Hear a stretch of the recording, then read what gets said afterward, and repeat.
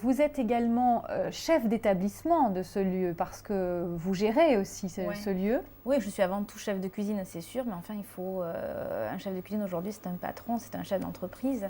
Et je suis, oui, en effet, le chef d'entreprise de l'établissement, puisqu'il y a quand même 20-25 personnes à gérer, et puis et une entreprise à gérer. Donc, et vous avez repris un héritage, puisque cet établissement a plus de 100 ans. C'est la 4e génération, voilà. je crois, d'Arrose. Voilà, je suis la 4e génération d'une famille de cuisiniers qui est donc là depuis plus de 100 ans maintenant. Et au départ, pourtant, vous ne vouliez pas être chef cuisinier, en tout cas, vous n'osiez pas y penser. Bon, c'est sûr que depuis toute petite, j'aime la cuisine. Depuis toute petite, je ne sais pas à quel âge j'ai fait mon premier plat, mais il paraît que j'étais toute petite, je ne m'en souviens même pas. Je suis née là-dedans, hein, je suis née à Villeneuve, donc il y a quand même quelque chose. Mais au départ, je n'étais pas vraiment destinée à ça, puisque j'ai vraiment un parcours très atypique pour un chef de cuisine.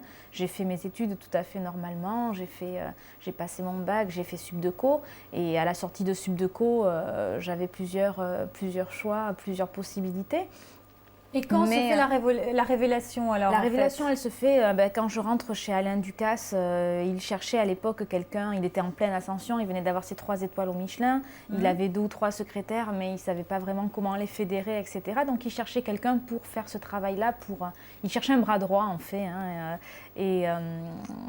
Pour l'image, pour développer l'image. Oui, pour développer son image, pour gérer tout ce qui lui arrivait. Avoir 3 étoiles comme ça, oui. Après, il faut le gérer.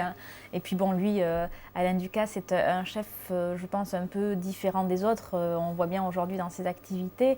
Il est un peu partout. Il a un restaurant à Monaco, un à Paris, peut-être plus tard ailleurs. On lui reproche en ce moment de délaisser ses fourneaux. Oui, ce qui est complètement stupide, parce que c'est une autre manière de cuisiner. Je veux dire, c'est pas parce qu'il n'est pas derrière son fourneau tous les jours que c'est moins bon, que c'est au contraire. Hein. Je crois que quand il n'était pas là, et quand j'étais au Louis XV et qu'il n'était pas là, on mettait encore plus de sérieux et de rigueur dans ce que nous faisions, parce que justement, il n'était pas là. Et alors lui, sa fonction, qu'est-ce que c'est alors? Lui est un chef d'entreprise, mais un chef d'entreprise qui est aussi chef cuisinier. Et je crois que c'est son discours aujourd'hui. Je crois que de plus en plus, il va falloir se tourner vers ce type d'activité. C'est-à-dire qu'il faut comprendre que ce n'est pas nous qui assaisonnons la salade. Ça, c'est absolument évident. Ce n'est pas nous qui assaisonnons la salade. Alors, qu'est-ce que vous faites, vous?